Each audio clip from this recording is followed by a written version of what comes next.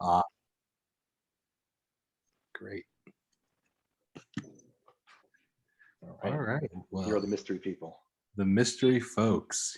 Hello, everyone. Welcome to another great, amazing day. It is STEM Day. It is that one day of the year, whoop, whoop, that we are going to be diving into the beautiful world of STEM. And my name is Joshua Varela. I'm going to dive in a bit later on what we're doing here, but we are joined by some really great folks between our team here at NeuroMaker. We have Andrew and Amir on there, and they're going to talk a bit about themselves and what they do. Uh, but before we even, dive into STEM Day, dive into some of the topics that we want to talk about here, we just want to give you a quick rundown of NeuroMaker from a 30,000 feet uh, overview. And to run through a bit of our story, and this is what we're going to be really covering today is our story of NeuroMaker and what we love to do here. And one of those big points starts out where we got started. Harvard iLab incubated. We're still pretty close to where we got started in Somerville, Mass. One of the top 10 brain machine interface companies in the world, and we really are redefining through our sister in this space in terms of brain machine interface and its impact that can be felt world over. And of course, partnerships that we've forged locally with MIT, the Media Lab, and also a part of the NASA Technology Exchange. And one of the big awards that we received as an organization was ISTE's most innovative EdTech startup. So that 30,000 feet overview, that's just NeuroMaker, but we're going to dive into some fun things here. And I'm your host for today. My name is Joshua Varela. I'm the Associate Director of Strategic Partnerships for NeuroMaker. And my story of STEM and my story here at NeuroMaker is just about sharing the great work that we've done here. My background is in tech. Worked for Samsung Electronics for over 5.5 years. And now I get to live and breathe what we do here at NeuroMaker, what we create, and share that with you, with the people around education and also around a vast community of STEM. And the people I'm with here today, these guys are awesome. These are my colleagues. These are my coworkers. These are the people I get to see almost every day, and I'm happy I get to work with such great, innovative, and fun people. I'm gonna popcorn it over to Amir just to give a little insight of who he is, what he does as a part of our team, and a bit more about himself and his role. Thank All right. Thank you, Josh. Thank you for that wonderful introduction. If you could activate my video, I think it's disabled right now. But Okay, let me work. yeah. But hello, everyone. My name is Amir Khan. I joined Brainco about 3.5 years ago, and I work over here as a lead embedded systems engineer for the Boston office. I don't know if you guys can see me. This camera just. We can. You're looking good. Okay, good. Sorry about that. Yeah, so I joined the Brainco Boston office about 3 years ago, and ever since then I've been working on the prosthetic arm, and that's designed to work, on amputees, on people that lost an arm, and we're trying to make a difference in their lives by making something that can get them to doing regular tasks out in the day, and we try to make it, as efficient and as easy to use as possible.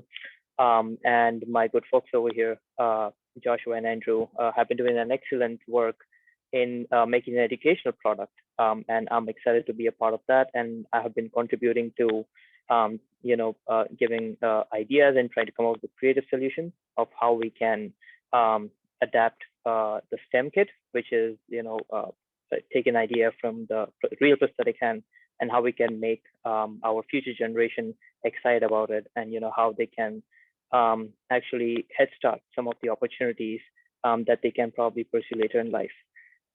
Yes, that's a little overview of myself. How about I hand it over back to Josh?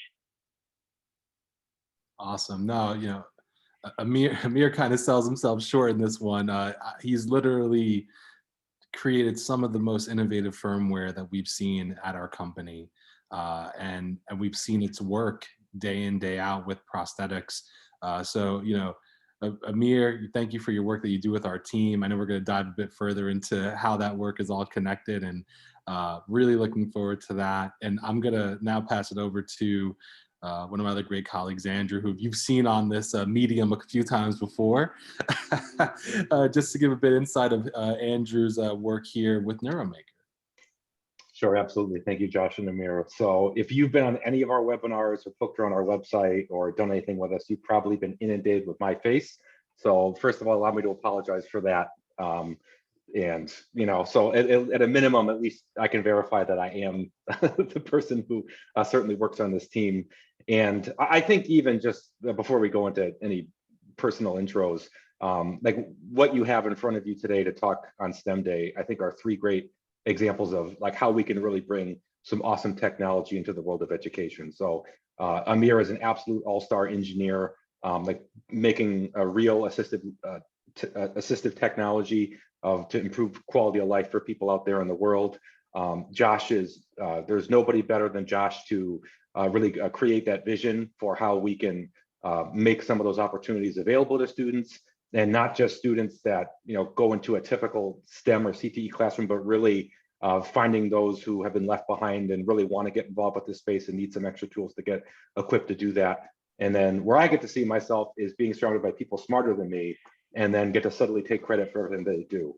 And the other way that we can communicate that is I'm a product manager here, and like what I love to do is connect all these dots. So we have these absolute, and just to give actually first a little bit of background on myself, if you've been in these webinars before, you're probably sick of me already, but like I've done a lot of work in the STEM space with organizations like First Robotics, set up a bunch of robotics affiliated nonprofits and companies, and at NeuroMaker here with this wonderful experience to really take some real life experience and turn it into something that students and educators can do together. So we like to say, like, we don't need to make another line following robot. There's plenty of those, they're great. We want to really take some piece of assistive technology and have students actually work on it the way that an engineer would. So that's really what I do here. And you can tell that from the two colleagues that I get to work with, like it makes it a lot easier. So I'll hand it back to you, Josh. No, thank you, Andrew. And that really segues really nicely into a bit of our agenda moving forward here. We did a bit of our introductions, but you're going to learn a bit more, and this is so important. What I see day in, day out when I'm working with educators is that career access and career awareness piece.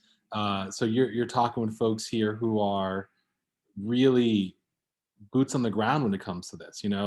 Andrew plays a very interesting part, collaborating with engineers, collaborating with people like Amir and our team, and also seeing how these things impact within the classroom and what they mean. And from there we're gonna kind of jump into a few different question areas here. And the question area that I always like to ask my colleagues is, and Andrew, well, even before we get to that, we can show the video a bit too. This is our little intro to NeuroMaker, but I want to ask Andrew this first and pass it over to Amir is, what does NeuroMaker mean to you, Andrew? Absolutely, and you gave me a wonderful opportunity to shamelessly plug some of the stuff going on in this video. So I think this video actually does a better description than what I could possibly say. And what that is here, NeuroMaker is part of a much bigger organization where we can get access to really cool brain-computer interface technology, artificial intelligence, all kinds of programming and mechanical engineering and the whole 9 yards. And it provides a great opportunity to take what the engineers who actually develop this stuff, like these real world products, and then allow students around the world to be able to go through those, or the same, if not similar experiences, where they can see what actual engineers had to do to create something that would improve the quality of life for people all over the place. So making that connection is what NeuroMaker means to me. Right. Yeah, I do agree with what Andrew just said. I want to kind of segue into his answer and add some bit more over here. I think NeuroMaker for me is, it plays a very important role. As me personally, I like teaching. I like, having to explain to someone else and, give part of my knowledge so that, they understand, and they can go ahead and make something else out of it. And NeuroMaker is doing exactly that. It's it's adapting from a real life working device, and it's impacting and it's parting that to our students, and which is the future generation.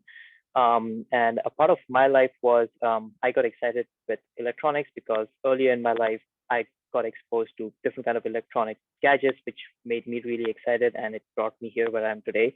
So I'm hoping that NeuroMaker would have a similar impact on students, and they get a real head start, and they get a good overview of what to do, and how do you what are the things that they need to kind of consider when it comes to building a prosthetic, and how to think about it, like what could be useful, what could be not. It also gives them that hands-on experience, no pun intended, but how to really carry out some of those tasks. I love both of your responses, because what I got from both of your responses is that one, it's about that awareness piece. You really want to think about how do students get involved in STEM, and how do they learn about STEM, and where are they learning about STEM, and what are they going to do with these skills that they learn about it. And that's also, like, for me, like, when that question was posed to me, NeuroMaker, what we're really trying to do here, and this is a bit to what Andrew and Amir had to say, was we really are looking at the next generation of innovators.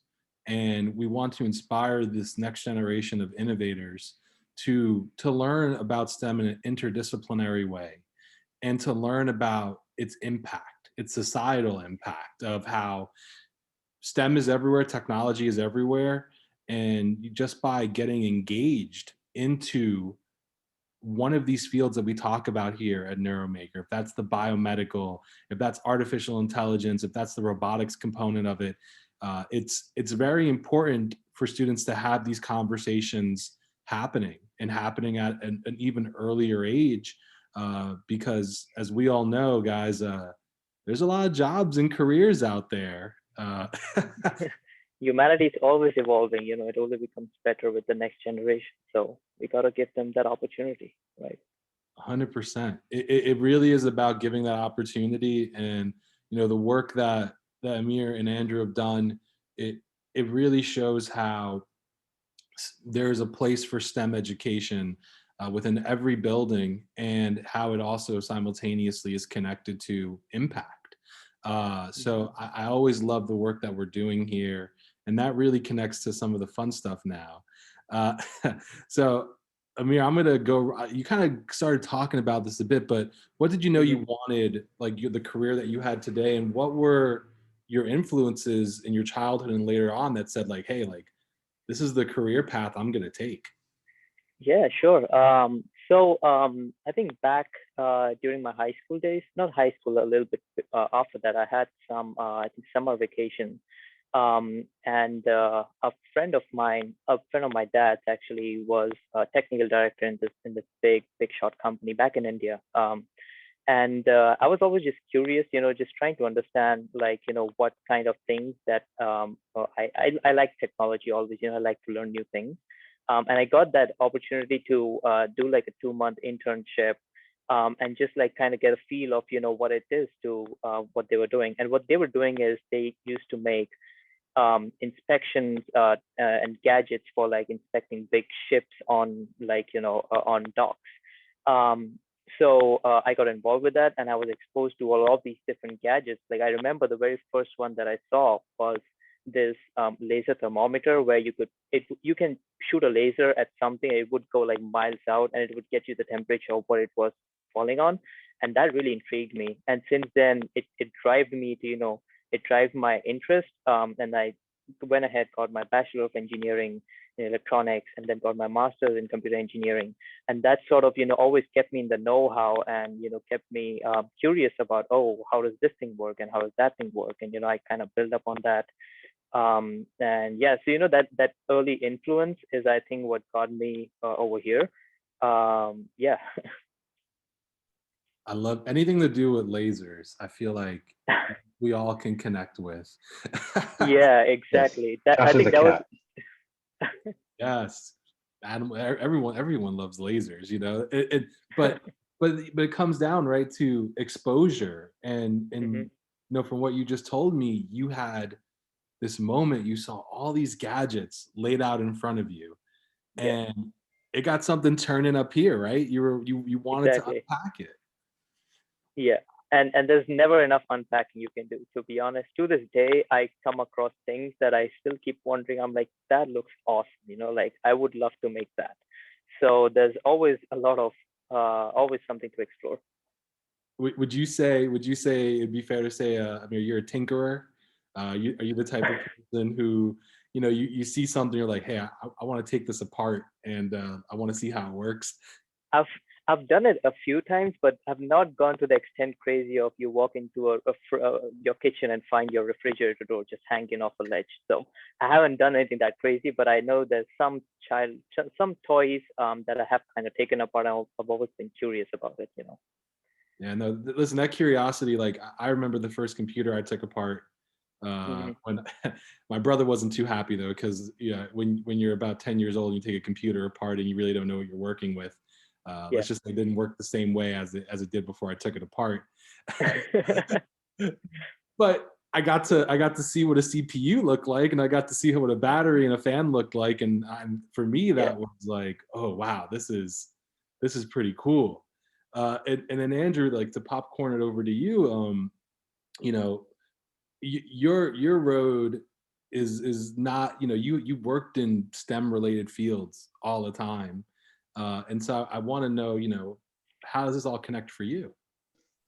Yeah, and one thing that I really wanted to emphasize here is that I think a lot of these stories really connect with something that happened, some inspiration that happened in childhood or some kind of early on influence. And I want to give some confidence out there to those who maybe were a STEM late bloomer, if you will. I consider that to be myself to be an example of that.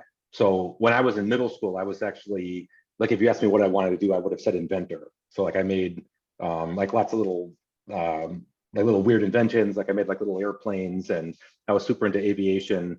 And then like one thing led to another, and then I got super involved with like liking languages. So I studied some different languages in college, and then like I was a translator and did a bunch of other stuff.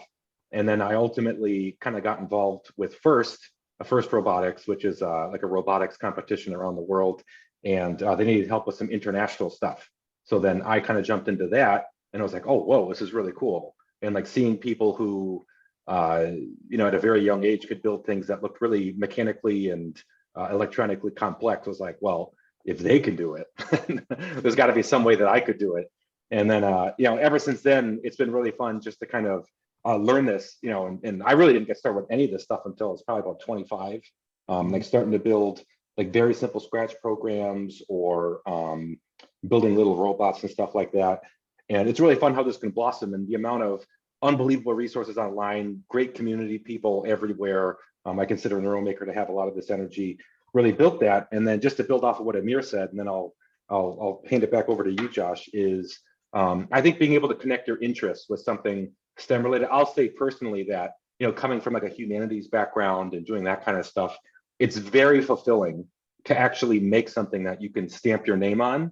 I feel like for a lot of people doing more humanities-based work, maybe you end up writing a report or you're doing emails or speeches or something like that, and it's kind of hard to have that same connection with something that you really built. But I think one of the things that always drives me to learn more and makes me really happy is actually making something that you can really hand off to somebody and say, I made this. And I'm just going to shamelessly share one of the projects that I've been working on. So one of my personal and I'm totally taking this over because I'm really happy about this. One of my passions is making pasta. So I love making like pasta from scratch. So fresh pasta with eggs or dried pasta with semolina flour. And what I found, I wanted to buy a pasta dryer. So something that you could take extruded pasta and like put it in a machine and like have it dry so that you could store it like the way that you get pasta from the store.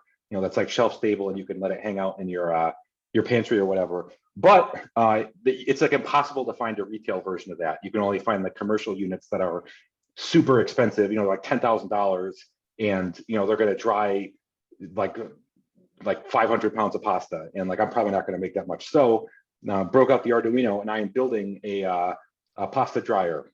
So like a little, there's a humidity sensor in there, and it's a temperature sensor. So I'm gonna start. So if anybody wants some dried pasta, there's gonna be a lot of that coming down the pike. So so things like that. And I think a lot of what comes through what we do here at NeuroMaker, we're just, everybody has these amazing passions. And I think being able to connect it with something that you can physically build and see how you can have like a real world impact on something with something that you created is extremely fulfilling. So I'm looking forward to the pasta. yes. And look at that. That's a fun little project though, right there, Andrew. That's Yes. you using different sensor techs, that's you using your understanding of computer science and coding to get that started. So that's a fun Yes. idea. And you know, and just to take a moment to connect it, you know, we're seeing a pattern here. It's a pattern of like, yeah, we're always learning, we're always looking at new things. There's like these experiences, these moments where you feel that connection. And you know, for me, my background is all liberal arts. Yes, it is all liberal arts, and I work for NeuroMaker, and that's okay. You know, political science background and international affairs masters, but I always loved sci-fi growing up. I can shamelessly say I would watch The Matrix too many times. And I always was thinking about like, you know, this is really interesting. This is really cool. And then when, this is gonna give my age away, but when the iPhone came out, I was like, oh my God, this is amazing about how many different things I can do in the palm of my hand. And I was like enthralled by that. And that kind of led me to always work in tech and always have an open ear to tech, because if you really think about it, mobile phones changed the way our society functioned. It really changed like how we communicated. It changed how your daily lives are functioning. And that kind of told me from a very early age, like, hey, tech is everywhere. It's always growing and changing. So there's a place for you in it. And you might not know about where that place is until things change a bit. And with NeuroMaker, for me, it's been a journey of, you know, taking my tech knowledge and also connecting it to what we do, which is that assistive technology social impact piece. Because the only thing that can really change society instantaneously is tech. And that's stuff that we've all seen in our work. Well, speaking of which, Josh, just to build off of that, we're actually getting some responses from the crowd. So I'm very curious to hear from Dave. So David said that he got involved with this from learning basic language in middle school and taking apart and rebuilding toys. So David, I'm very curious to know what kind of toys that I'm assuming that by taking apart, you mean totally breaking. So if you wouldn't mind sharing what kind of toys that your parents were probably very upset that you broke, but then later rebuilt, that'd be really fun. And then James said that he's been doing constant tinkering with different electronics, taking apart phones, thinking about different ways to optimize different programs through algorithms. So I just wanted to shout out to you two guys. Like, thanks for sharing that. That's really cool. That tinkering mindset, man, is, radio control cars, trains, anything that was broken. That's how did it break? How did it tell the truth, David? How did it break? Oh man. I mean, I was lucky enough. My dad was a mechanic, so anything that I would break, he would figure out a way to put back together. But overall, hey, it's great to see how things work. I remember the first time I opened my first phone when working with Samsung, and I just looked at all these pieces and I said, the little sister okay. Blame it on the little sisters. It's always the best excuse. Oh man, no, this is awesome. This you know, that's what it's about. But let's talk about, let's shift gears a bit. You know, we talked about a bit of our stories of, you know, where we see ourselves, how we got involved in STEM, what were some of those things that inspire us. But, you know, guys, like what are opportunities that you see for young people in STEM that they may not see for themselves? And I'll pass this to Andrew first and then over to Amir. Sure. So I think that, so actually I have a girlfriend going through this right now who is transitioning from work in university admissions to becoming a programmer. So like learning like how to use Python and JavaScript and stuff like that. And I think I'm gonna, like Amir, you have, I think more of the classic kind of childhood inspiration. So I'm gonna tell it from the opposite end of people who didn't get this figured out until way later, and then decided Sure. that this is probably something that they should do. So I think that one of the key things, and just to kind of tie the knot between some of us late bloomers and people who can get this inspiration a lot earlier, which is I think that one of the biggest hurdles that students need to kind of avoid or maybe gain a different level of exposure to is not seeing STEM as something that you have to sit in a room by yourself, like build a robot that does something that we kind of consider to be a robot, and then like go off and ride off into the sunset. I think the world of STEM is way, the amount of talents required to build, maintain, push, like get out into the marketplace and make successful for any kind of technology product requires people who can connect these different engineering practices with all kinds of other disciplines. So it's stuff like, you know, for instance, if you want to build a great app, you're going to need to have a lot of customer input. You're going to need to have, like the back end of that's going to have many layers of employees who are working on coming up with the best user interfaces. How's that going to be organized in back end development? So it's not like you have to be stuck in a, I feel like people kind of get that 80s mentality of like a weird science or like a, you know, like you have to be doing that hardcore kind of STEM stuff. I think that the industry has moved into such complexity that you can really fill roles that are much more in line with your passions. And you can truly become a great contributor to something bigger than yourself that you might not even see yourself in on day one. So I think that the level of exposure to all those great opportunities is something that I think they can see themselves in. We actually go into depth in this in some of our AI curriculums, which is kind of breaking down, you know, an AI engineer doesn't have to be somebody who just sits at a keyboard all day and writes programs. Like there's really like a lot more human-centric pieces to that. There's a lot of testing that has to happen. So I think the opportunities that young people need to see for themselves are just everything beyond like what people think of with a robot. I think it's way more expansive and inclusive than that. Andrew, like I think that's a spot on response. You know, through and through, you're right. It's grown. Tech has grown everywhere across the board. We are now in that technological age, and you're 100% on the money where it takes collectives of people with different skill sets and talents, which don't have to be, you know, hardcore. But simultaneously, you're right. It requires different teams with different skills to take these ideas and turn them into realities. And you're right. The late bloomers, it's okay. You know, it's about seeing yourself in these spaces is probably, I think, one of the biggest challenges for young people. You know, they think of, you know, when they look at our companies or other tech companies, like, oh man, these guys must have like 2 masters of science in this. They must have worked on like all these different projects.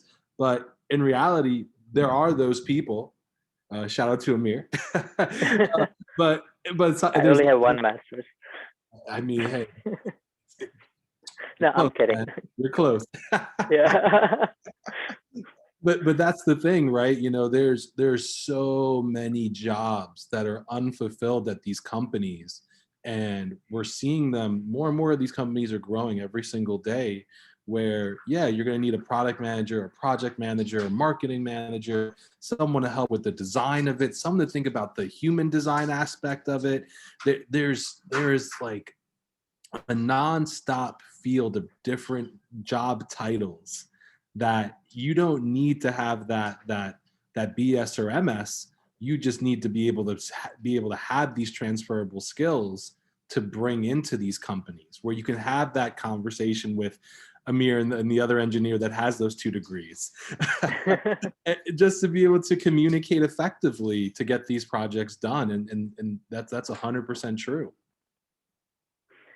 Yeah, I think that's very spot on, and I think you so Josh kind of took a few words out of my mouth. Something that I was going to mention as well, that you know, you need people of these different kind of skill sets to be really to work together to actually come out with one good product that works, right? For example, a lot of the engineering work, like the, you know, low level, like you go ahead and you break things, you make things apart, all of those kind of conversations really come into the picture after someone has already thought about what it will do outside engineering, like what purpose it will serve. So you need a thinker over there who doesn't need to be an engineer.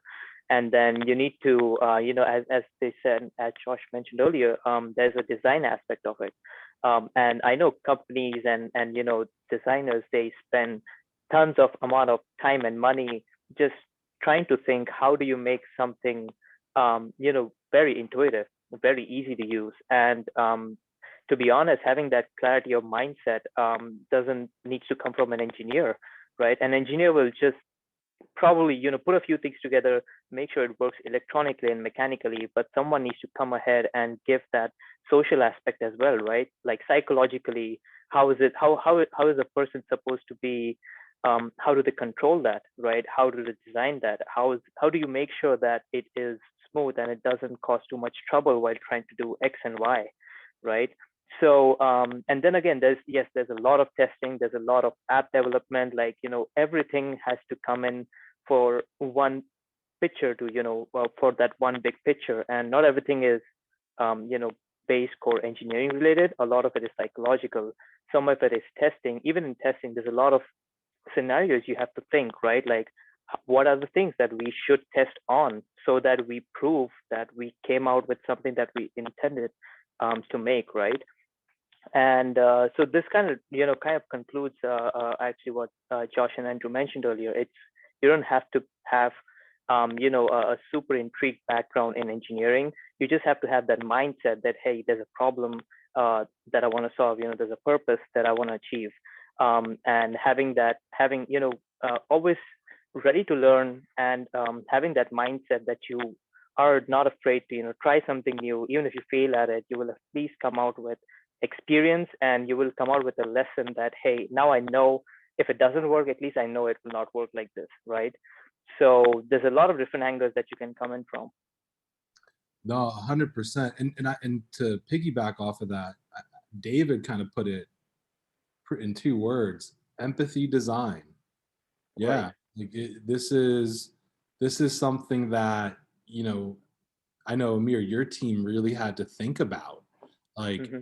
this is a piece of robotics that's going to be attached to a human being, and your team had to really ask themselves, what is going to be something realistic for them to leverage and use to improve quality of life, Hmm. and actually be a solution to help them and empower them, instead of it just being like, oh, we made something cool, good luck.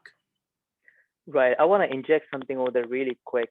That actually reminds me something. So a lot of times when you do think of, for example, when we were making the prosthetic hand, it worked the way we wanted it to, but not always the answer will be what we are looking for. To be on, for example, I'll give you an example, right? We got the hand working, and we had an LED on the hand that it was a way to communicate to the person that, hey, it is on, or it's low battery, or like you have on a lot of devices, like you always have an LED that kind of gives some message out. And we thought it's important, but what we kind of figured out is that since that was on the hand, some people didn't like that. They said it made it look less lifelike. And although the hand did what it needed to, but it was those small details that kind of go back, that will kind of take you back to redesigning and rethinking what you are making, and to make sure that it is as satisfactory as it can be. So just those little nuances, that some things you will never know from the start, and you learn along the way. Mm, mm. And that's true about just like the engineer design process, period. Exactly. You have that idea, you design it, you draft it, and then it Hmm. goes into the real world. And this is where, for any younger people who are thinking about, where do I belong in this space? you know there are people whose jobs it is to just be critical of the Yeah. design itself. That and, is true. yeah, and Amir, you deal with this too, where there's that feedback, Yeah. and if we don't have that feedback as an organization, as a company, we can't make the right decisions to make sure our users, our clients, and our customers are having the best experience with our tech. So, everyone out there who's saying, is there a place for me in this field? There is a place for you. Don't worry, When you get into these buildings, people aren't going to overwhelm you with ideas and formulas that you never heard of. Amir is not an AI robot. He is a he is a great human being who works with us and collaborates, and we bounce ideas off of each other. And ideas are always best when you come from a different background, from a different experience, because that's how we innovate. We innovate off of feedback. We innovate off of these collective sessions where we say as a group, hey, this is what we're seeing. Here are some of the good things. Here are some of the bad things. This is what the customers are saying. This is what the partners are saying. And you got to learn how to take feedback critically and creatively and build solutions around it. And that's what groups of people do together in these companies. And that's, if I could throw something on there too, I feel like and we see this from people we work with and students in the classroom, if we can make a connection where people truly care about something and want to do something, then typically every other challenge can be overcome. Like if they have that kind of passion and that kind of grit to do it, then by that point, I think a lot of the students can see like an actual like end result that they want to get to, and they can like push through all those barriers of, oh, I need to learn something new, or like I have to figure something else out or ask help from somebody. So I think if you have, in my opinion, if you have those two pieces of what you're looking, that passion, that grit, then like no matter what you want to move on to the future, if you want to move into STEM without a STEM background or whatever it is, I think it's totally doable and like almost guaranteed. That's a great point, Andrew. It really is about that hunger, and like that passion to want to learn more, to want to be engaged, and that really segues really nicely into the next question. Like, what do you love about your job, and what makes you want to go to work every day? And I'm gonna just shamelessly plug myself. My response in here is, I love seeing what students do with our technology. So for example, in prosthetics, there are still many hurdles to climb. You probably know this a bit better than I do, but the wrist is an area where many companies are still trying to figure out what to do there. Horizontal finger movement is one of those areas which is we still haven't really figured that out yet. But what I love about this is when students engage into our creative challenge, they start asking those questions. They say, well, why can't the wrist do this? Why can't it look more humanizing? Or why can't we incorporate horizontal finger movement? The students are asking these questions to us. And I kind of freeze for a second and say, this is still problems in our industry that we have not solved yet. And if you want to be the team, the individual that will go and figure this out, and you use our technology to inspire you there, do it. Do it, do it, do it. And that's just like, I love that. I love seeing when we had that one student, Andrew, come up with that ADHD alert driving system, or embedding different pressure sensors into the fingertips of the hand to pick up different objects. I love that part. That's my favorite part of the day, seeing that come to life through our creative challenge. And I'll pass it over to you, Andrew, just to also talk about some of your connection into that challenge too, and where you see this as being a part of your workday. So you asked a very timely question. So I just got a question from Meg saying, I'm going to read it out loud, and then this is a perfect transition into that. So did you test and pilot a NeuroMaker prototype device with people who had prosthetic hands for them to compare to others they'd actually used? What do they think of it? Do you have context of those clients who are willing to interact with students in schools that use your kits? So Meg, if you don't mind, what I would like to show you is how some of those decisions were made by the students that worked with us. So I think this will shed a little bit of light on there. I know you asked a bunch more on that question, but this will give you an idea of what students actually created. So go to our website, neuromakerstem.com. For some reason, it's under products, but we're always changing things. You can go to NeuroMaker Creative Challenge, and you can actually see some of the things that students made using the technology that we provided. So like you mentioned before, we were looking at finding ways that students could actually do that kind of prototyping work and test things out. So there's a couple of them here. I know one of which that is really cool is we had a group of students in Indiana who used their handset. I'm going to scroll ahead a little bit here. They put piezo sensors on their set so they could actually mimic how if there was a mother who needed assistive technology, maybe was limb different and she needed to pick up her infant, of course, you need to keep in mind like the pressure exerted on different objects.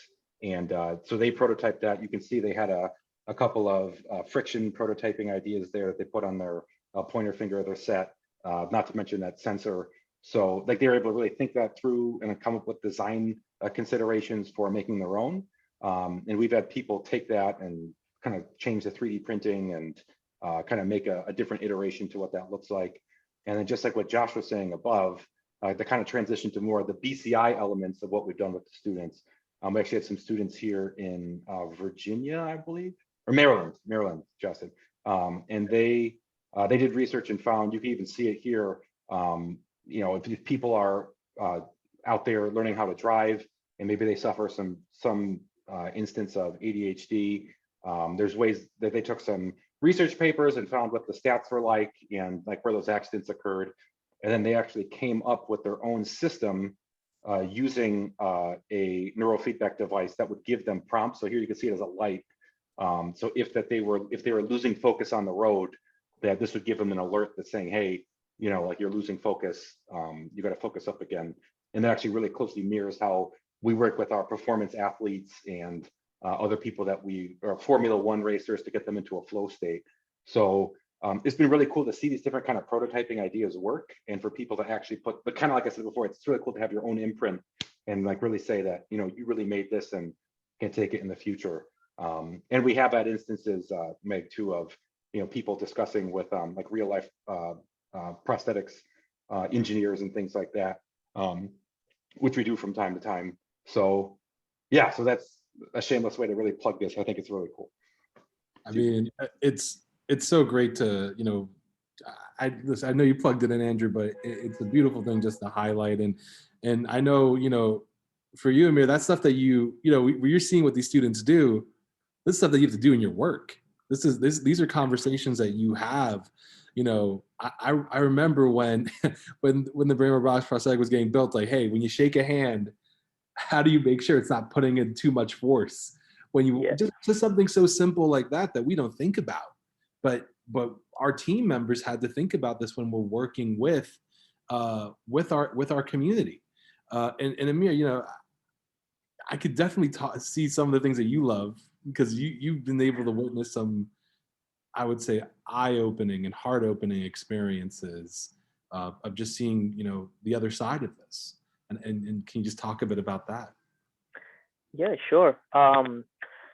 So, as these guys mentioned, we've seen in the videos and, some examples before this that the possibilities are endless. There's so much potential out there. There's so much more that you can do with the hand. Like the NeuroMaker STEM kit teaches you to build a hand, but there's so many different things that you can integrate with it, right? You can have sensors like the pressure sensor and the other BCI headband that make sure the driver is focused. And a part of my job is actually trying to figure out, a commercial way to do this, and like how do we do it without needing to, rip off the whole hand apart and like make some major changes and have it work just as smoothly again. And there's a lot of considerations that goes into how you go about doing these changes. Like one very simple I think problem that we had earlier was that and one of the biggest challenges I think out there in the prosthetics industry is that this is supposed to be like a part of an extension of their body, right? It's supposed to be their arm, it's supposed to be their leg, anything else. And we as humans, we have enough strength, and we feed ourselves, we drink water, and we exercise, so we are good to go probably 24 hours, 48 hours. We have that energy and strength in us, but at the end of the day, a prosthesis is an electronic device, right?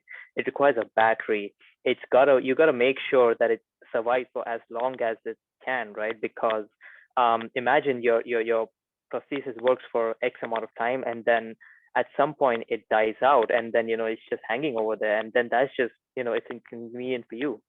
So a part of one of the problems that we solved recently was how do you make it low powered? How do we make sure that it lasts all day, and it doesn't get into the way of like how do we make sure it doesn't die while driving, so because so you got there's these problems. Other problems are like, how do you make sure the fingers are very precise, like when you're holding a pen?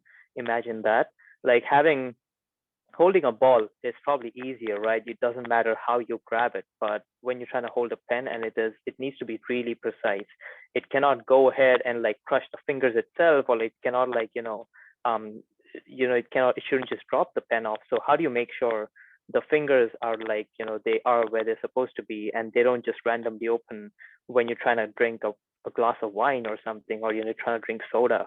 So the number of problems are, as I said, they are never ending. So whenever I come back to work, there's always things that I want to solve, and I want to make sure that they are done in a way that it doesn't create more problems in the future, and it doesn't have to it doesn't give us a very big headache right now that, oh my god, this is a major thing, and we got to break it apart or it doesn't work. So there's a lot of integrations, there's a lot of problems we want to solve, there's a lot of these different challenges that we come across, and that kind of also keeps me driving to give the best out of myself, get the best out of myself, as well as optimize the product. And it always has my eye open with some kind of new problem, and something new that I have to understand, think, and learn in order to have it work back in the actual world.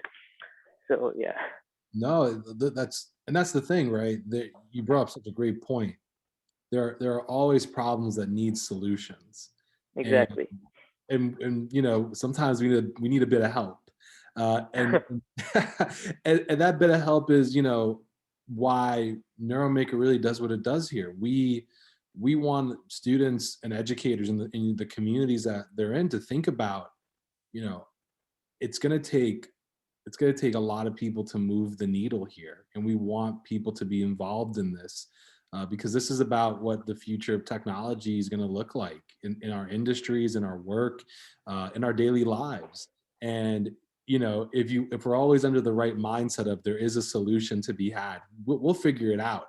It's just a question of how long it's going to take, how much blood, sweat, and tears we got to pour into it. And that really kind of connects into this like next question.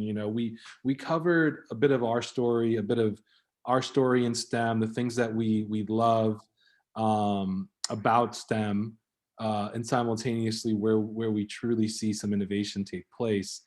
But for anyone who is a newcomer or a bit more advanced, what are some like the resources that you guys like to highlight when learning about this vast world of technology? And I'll start it off with Andrew. Sure. So yes, and thank you for everybody like contributing to the chat. If you have any thoughts come into your mind, please share them with us. We'd love to kind of give you our quick take and learn from you as well. But just some of the resources. So of course, I'm going to shamelessly get out of the way all the self-serving pieces that we do. So we put together a bunch of different, everything from blog posts to video introductions on, not just things that are really product centric for us, but just understanding what the brain is, kind of understanding where artificial intelligence is, with some kind of free ways to get involved with that. So if you take a look at our YouTube channel, and if you look at our resources on our website, you can see a lot of those things. So of course I had to say that first, but secondly, some of the things that I've personally really enjoyed are, I think just to give people a couple of resources that they can keep in their back pocket in case you're looking for something new. The MIT Teaching and Learning Lab, they produce a ton of really great, easy to use stuff on their website that's open and accessible to all. So I think that those are like really great, and they have strategies on, actually a couple of my colleagues ended up working there, like really great strategies on like how to do really insightful assessments of student learning in an open-based or an open like a project environment. I know that can be tricky for some people who aren't used to it.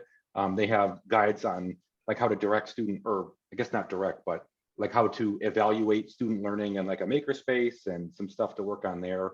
They have a lot of great resources. And beyond that, as far as resources go, there's got to be a better way to organize this for students. But I mean, I am a brainchild of YouTube.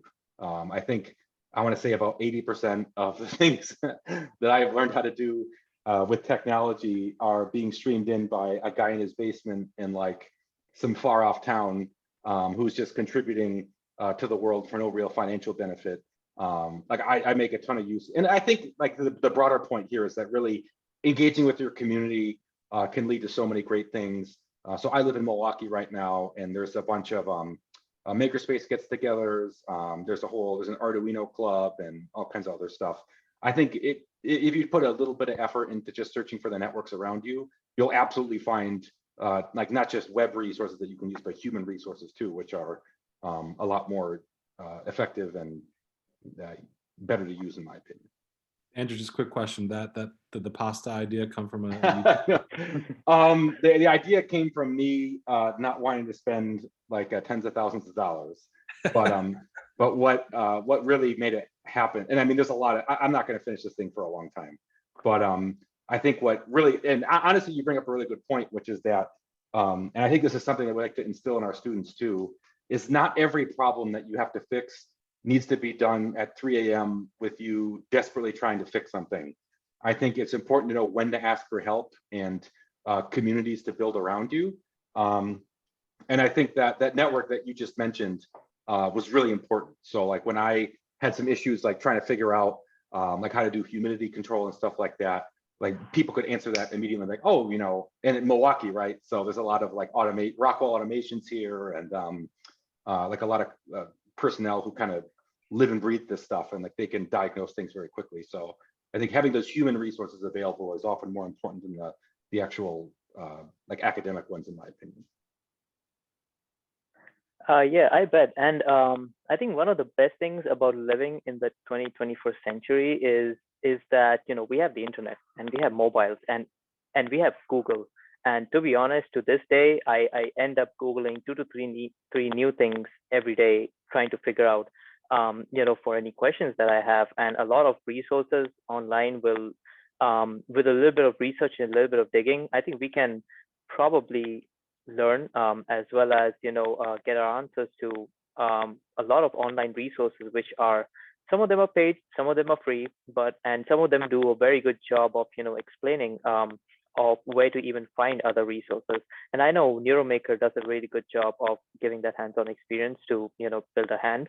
But other than that, there's just a lot of you know, opportunities out there. I think one challenge that I do think is that we face very often, and that is not a, and there's no degree behind it that you can do. One thing, and this is more of a personal like suggestion, you know, like when we want to find an answer, the first thing we got to think about is what is our question, you know, like having that clarity in mind of what you want to really know, and knowing it simply enough can oftentimes point you in the right direction of where you should go and how you should go and find those answers.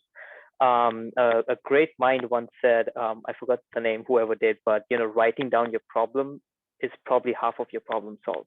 So if you can write it down clearly, and if you can write it down clearly, it'll be easier for you to go find online, or, you know, ask someone experienced, you know, ask someone who's your teacher, who's your professor, or even a friend who has, you know, some kind of ability to do something. Oftentimes you will be surprised at where you will find the answer and what is the most efficient one. I love it. I love what you just said there, Amir, because you're right. You know, it's about asking those questions and really like diving deep into them. And Andrew, your point about, you know, bringing the community into it is it's so important, you know, because don't be siloed in what you're working on, because there's definitely someone, you know, might be in the same city, town, might be across the country, but you can collaborate, you can work together, you can think about, you know, how to challenge and confront these ideas. And something I want to say here about resources too, you know, we at NeuroMaker, we believe in creating access around STEM. This is something as a company that when we're working with our partner school districts, we really like to ask the critical question of, you know, where isn't STEM? And because where there is no STEM, there is no awareness. And when there's no awareness, there is no engagement. So, you know, this is something as a company, we want to help our educators not only shine a light on some of these resources, but we want to also ask you to go back into your spaces and say, where isn't STEM happening? And how can we incorporate this into our schools? And just to shamelessly plug this in there too, our creative challenge, it's open to middle schoolers and high schoolers. And what's really amazing about what we're doing there is they're innovating. They're going through this question and process. They're leveraging these resources, because in our competition, you can leverage a multitude of resources you have access to, from your 3D printers to different microcontrollers, to just thinking about how these things interact and work in the real world. And what we love to see is more student engagement, and having students engaged in this big, beautiful world of STEM. Because we need people to work in these great dynamic jobs. We need more people to be sitting next to Andrew and I and Amir, and talking about these things and adding their perspective. And also building those 21st century skills day in, day out, because what we do here at NeuroMakers is done through a collective initiative. And that's something that we all need to work on collectively, is how do we work together better day in, day out. So guys, this is a great session. Thank you for your time. I know we're all pretty busy in doing what we have to do here. We have any last minute questions we see in the chat, Andrew, that we could answer? I think we just answered a few of them. So Anthony, we saw that you had a question about OKRs in STEM or critical thinking. There's actually somebody I did my grad school with. She a Stanford and Harvard alum, and then she works in California doing different kinds of really cool design thinking exercises and kind of STEM research. So she has a bunch of great OKRs and STEM and critical thinking. I think she does a lot more with like the critical thinking piece. So definitely check her out if that's something to look at. And like even speaking of that community piece, I actually have two last thoughts on this. But just to answer your question directly, Josh, I think that's the last specific question. Everything else that everybody put in here. So Meg, I totally agree with what you said about verbalizing and writing questions. Anthony, also what you mentioned about the impacts of tech on society. As another shameless plug, like we actually spend a lot of time in our curricula talking about the impact of, because we're talking about like brain-computer interfaces and AI, there's a lot to consider beyond just the programming and the technical setup of these things. But just as Amir mentioned, what do you really want to do with this stuff? Like formulate like your objective for that, because often with these kind of things too, it's a great mechanism to engage people with the ethical and not to mention too in the medical field. A lot of times these BCI devices or prosthetics, like getting that right level of consent is really important, especially for people who are, working with some kind of brain damage or something like that.